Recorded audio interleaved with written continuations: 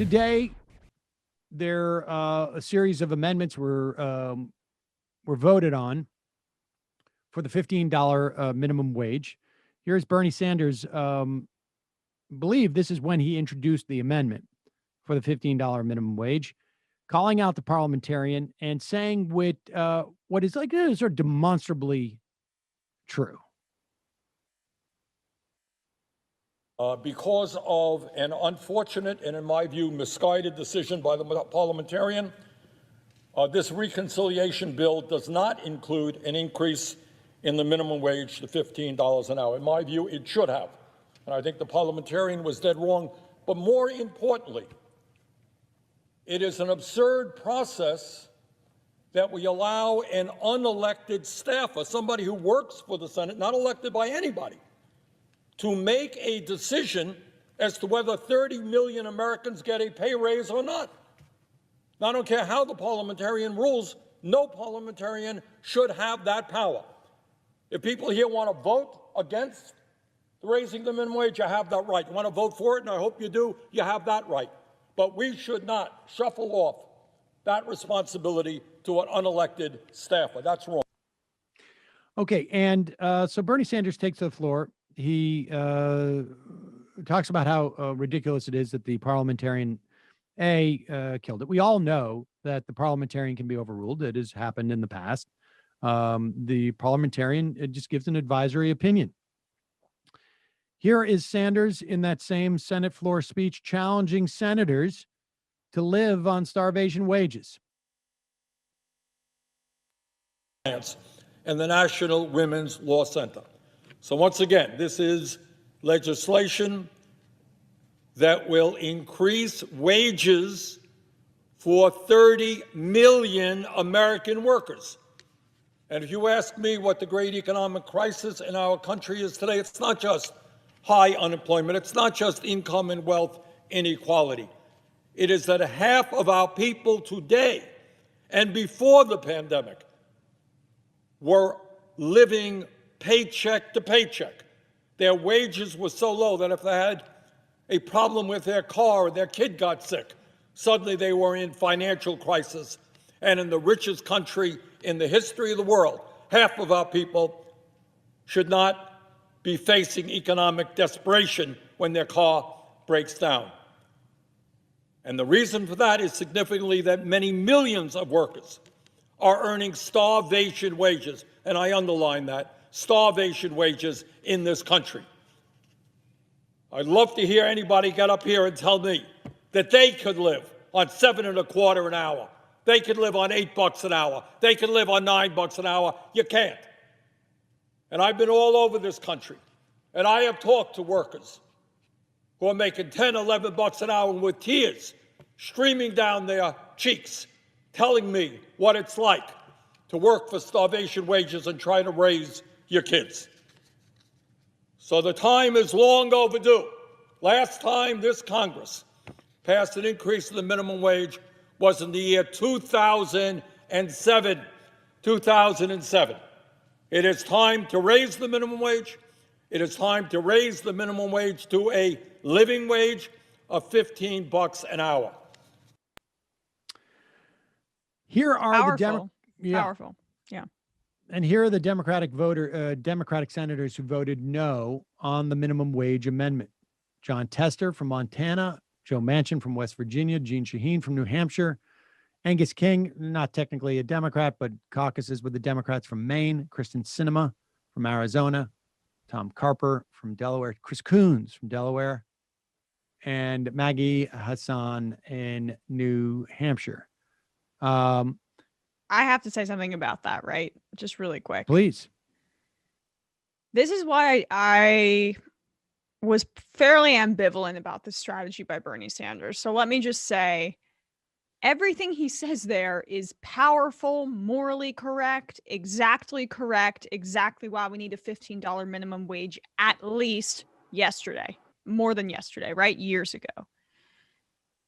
Those senators that voted against this, not all of them would oppose the $15 minimum wage had it been kept in the bill.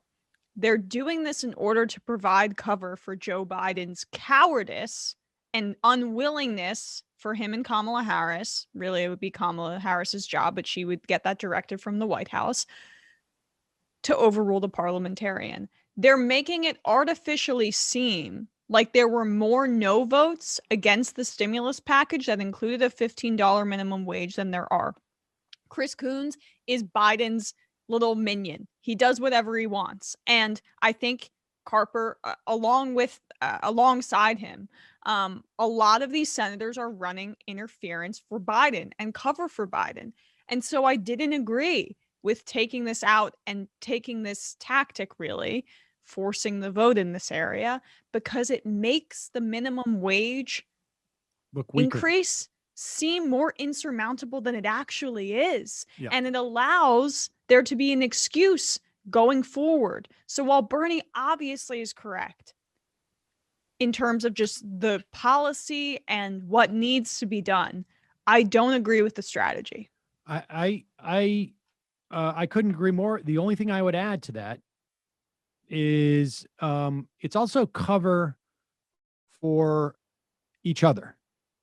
Like, it's cover for Sinema and Manchin. Yes. Specifically. And it is these 8 trying to forge a caucus and operating as a caucus. They are going to be looking in the future to attempt to make we're going to hear so much about this. They may call it the Gang of 8. Now they know they need to get to 10.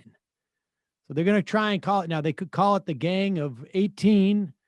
Usually you like to have as many Democrats as Republicans.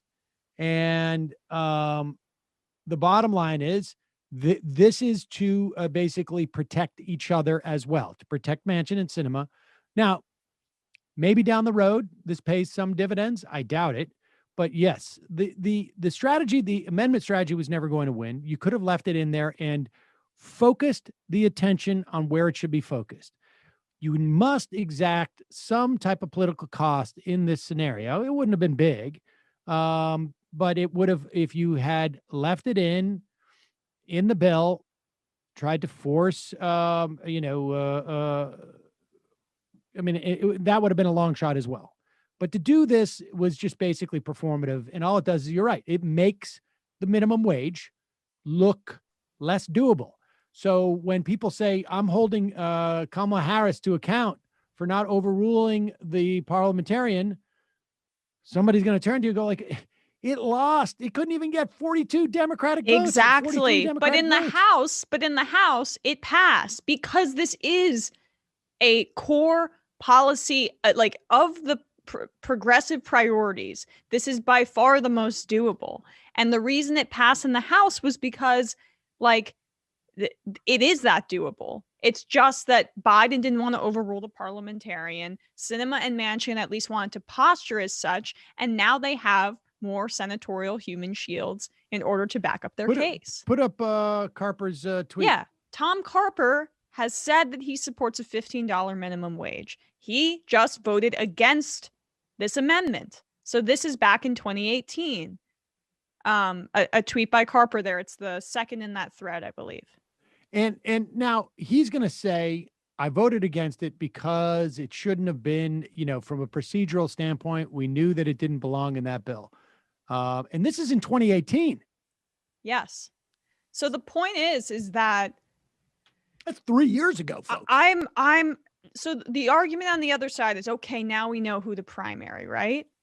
But we don't necessarily. Okay, all of these conservative Democrats should have healthy primary challenges, I believe. That's of course something I support 100%. And if we can get a more progressive candidate to defeat them, amazing. But I don't really think this has that much of an effect on it because of exactly what we're seeing here.